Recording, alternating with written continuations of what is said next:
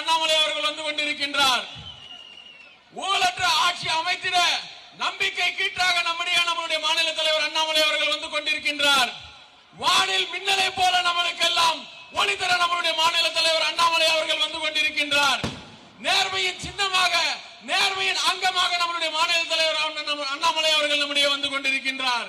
தமிழகத்தின் எழுச்சி நாயகன், நாளைய தமிழகத்தின் எழுச்சி நம்முடைய காவல் தெய்வம் அண்ணாமலை அவர்கள் நம்முடைய வந்து கொண்டிருக்கின்றார்.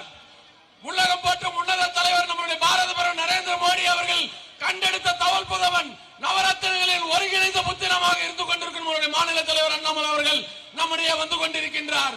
பெரியோர்களே, தாய்மார்களே, ஊழலற்ற ஆட்சி அமைத்திட வருங்கால சந்ததியினர் அவர்கள் வாழ்க்கையை ஒளிமயமாக ஆக்கிட இளைஞர்களின் நாயகனாக நம்முடைய மாநில தலைவர் அண்ணாமலை அவர்கள் வந்து கொண்டிருக்கின்றார். பெரியோர்களே, தாய்மார்களே, அனைவரும் நாளைய முதல்வராக நம்மளுடைய ஒற்றை நம்பிக்கையாக நம்முடைய மாநில தலைவர் அண்ணாமலை அவர்கள் வந்து கொண்டிருக்கின்றார். ஒற்றை சின்னமாக, ஊழலற்ற ஆட்சியின் ஒரே சின்னமாக நம்முடைய மாநில தலைவர் அண்ணாமலை அண்ணன் அவர்கள் வந்து கொண்டிருக்கின்றார். பெரியோர்களே, தாய்மார்களே, நம்மளுடைய எழுச்சி நாயகன், தமிழர்களின் காவலன், தமிழர்களுக்கு என்றும் உறுதுணையாக அவர்களுடைய வழிகாட்டியாக இளைஞருடைய எழுச்சி நாயகன் மாநில தலைவர் அண்ணன் அண்ணாமலை அவர்கள் வந்து கொண்டிருக்கிறார்.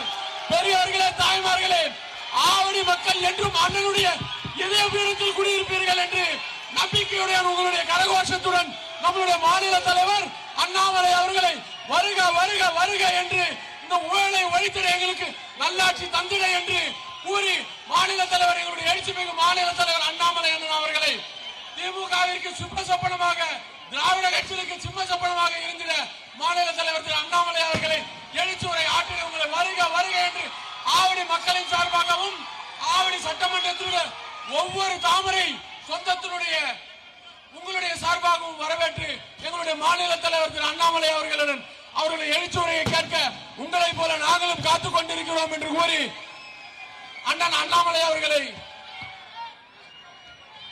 அண்ணாமலை அவர்களிடம் எழுச்சுரையாற்ற அவர்களிடம் அழைக்கின்றேன்.